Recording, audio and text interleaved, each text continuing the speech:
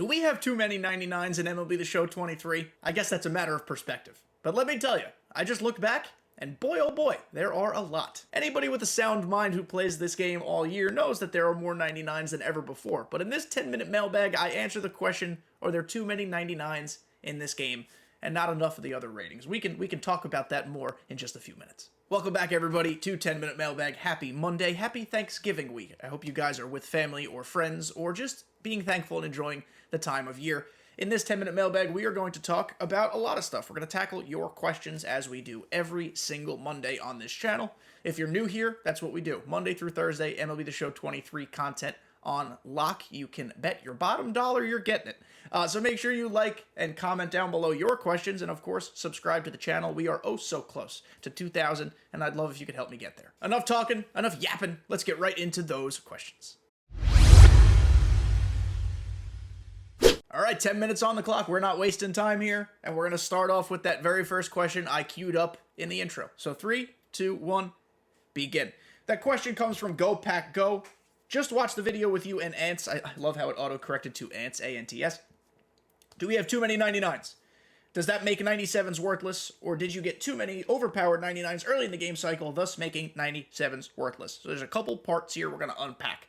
First of all, I'm on the market, as you can see right now. There are 15 players per page. We are on page 18, and it has everything but one. 199, I mean. So that means we have 269, very nice, sellable 99s on the marketplace. There are dozens others that are unsellable and therefore not on the marketplace. Let's just say there's 320 99s? Holy shit. That's a lot. And now, with the way Sets and Seasons is broken up, it's less extreme. It's still quite a bit, but it's less extreme. But, Pac, you do bring up a great point. And it's less about more 99s, or too many 99s, and more about what's the right way to say it? SDS this year, in my opinion, has failed or largely failed to create value in 97s and 98s outside of relief pitching. Relief pitching, that's always going to be the exception. But, like, you could have really good 97 and 98 overall starting pitchers. You could have really good 97 or 98 overall platoon bats. But when there are so many 99s, and again, that's not necessarily the problem, but let's just use it as an example. When there are so many 99s, 5-tool Demon Beast. 5-tool Demon Beast. This guy's like a 12-tool Demon Beast. He's incredible. 5-tool. 5-tool. 4.5-tool. Doesn't really have a lot of speed. Same thing here, 4.5-tool. At 75 speed, you could argue Stanton is close to a 5-tool. And Joe Mauer, who I'm wildcarding, by the way, now, is basically 5-tool. It's just all 5-tool. There is no reason to ever, almost ever, take any of these fellas out of the game. You want to play platoons later on just because you prefer to not hit lefty-lefty? You can, but Bellinger, who is a lefty, is max first lefties. There's no reason to.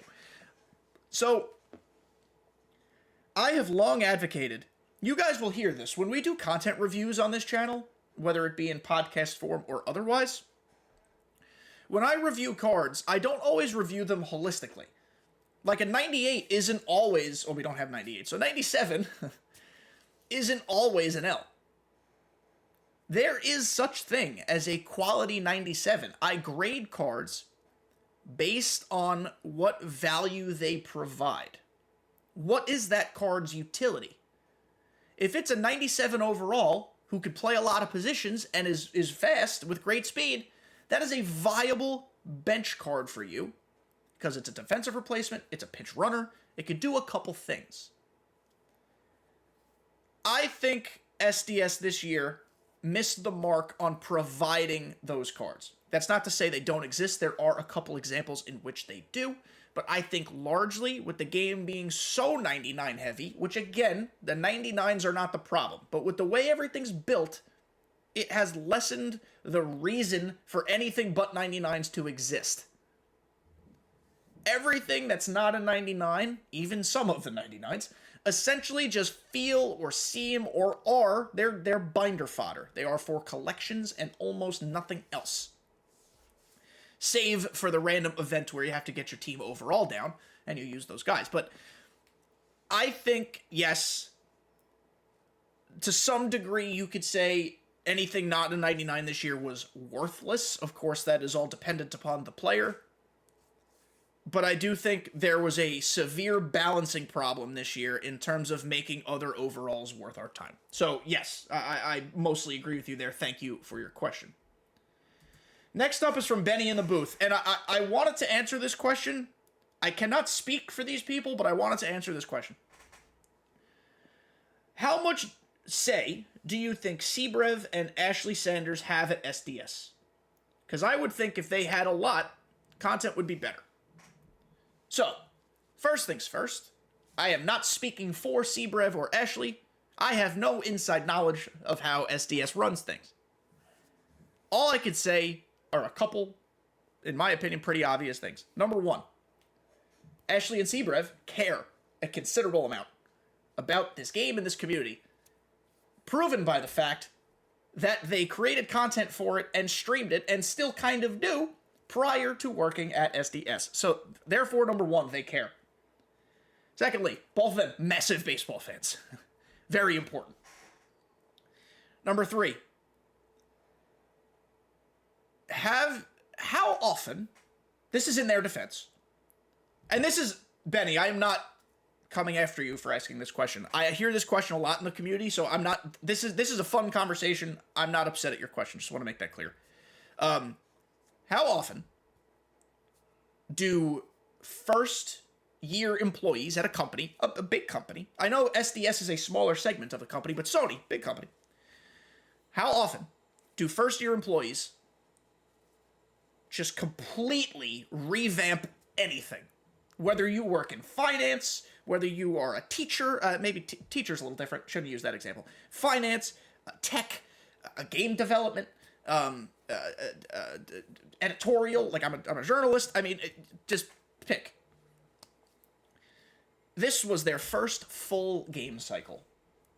To expect Ashley and Seabrev to completely, like, blow everyone away with, like, their hands being all over the game is not, like, a fair request of them.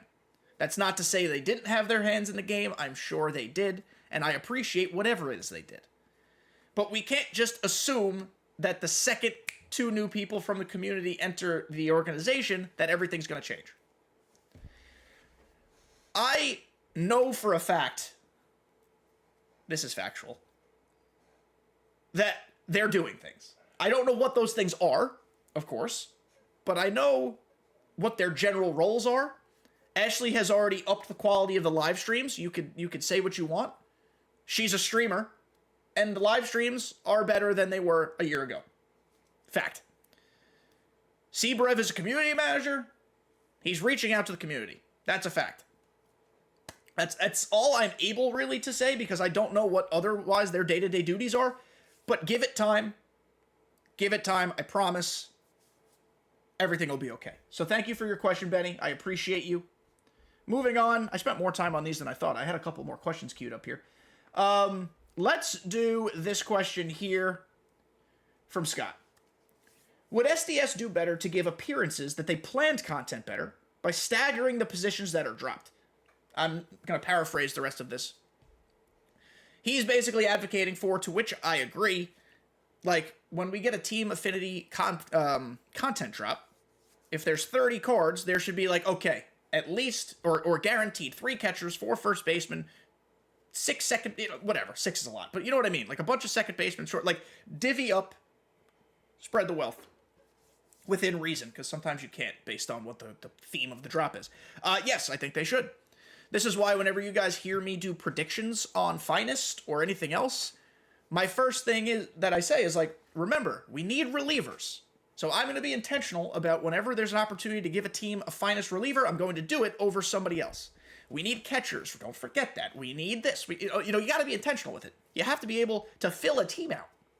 Because, especially with sets and seasons, you have to remember, SDS has to remember, that some people have taken some time off. Some people don't have a stockpile of cards that can translate over to the new set and season.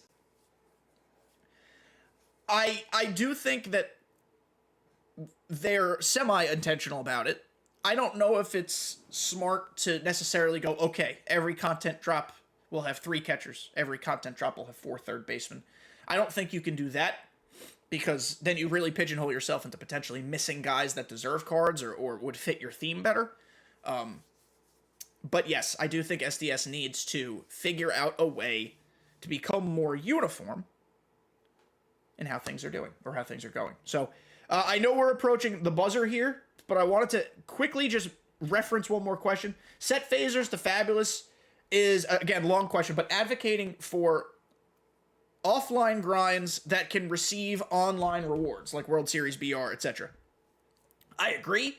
I don't know what the method to getting that is, but I do think it should exist. I do think it should be easier. I don't think players who primarily play offline, which is fine, should have to spend millions of stubs on these cards. I wonder if there was some sort of offline mode that could incorporate online qualities, mini seasons, but expanded potentially, that could give offline players those rewards to play with, because I'm sure they would love to use BR Julio Rodriguez or someone like that, but it's just hard to get. So yes, phasers to Fabulous, I agree with you. I don't know what the answer is. I'd love to talk about it. Let me know what you think in the comments. That'll do it for this Monday's 10-minute mailbag. A nice one here. Good discussions, as we always have. Please let me know, of course, what you think about everything we talked about in the comments down below. Look, I'm doing the YouTube pointy thing at the comments, so make sure you comment down below.